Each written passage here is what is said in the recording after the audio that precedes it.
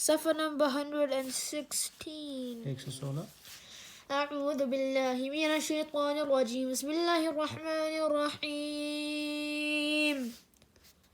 وقفينا على آثارهم بعيسى بن مريم مصدقا لما بين يديه من التوراة وآتيناه الإنجيل فيه هدى ونورا ومصدقا لما بين يديه من التوراة وهدى وموعظة للمتقين.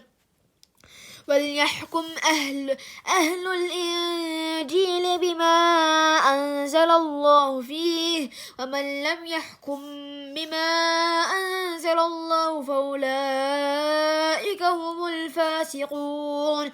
وأنزلنا إليك الكتاب بالحق مصدقا لما بين يديه من الكتاب ومهيمنا عليه فاحكم بينهم بما أنزل الله ولا تتبع أهواءهم عما جاءك من الحق.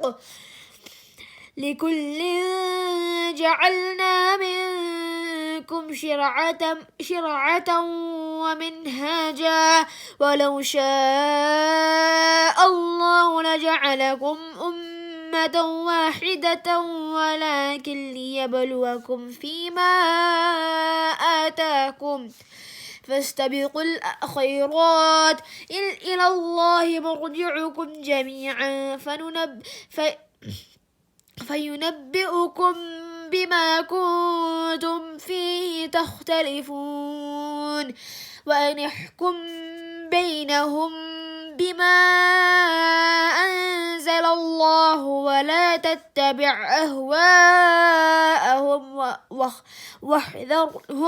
واحذرهم أن يفتنوك عن بعض ما أنزل الله إليك.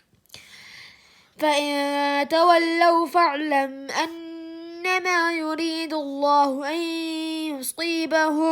يصيبهم ببعض ذنوبهم وإن كثيرا من الناس لفاسقون.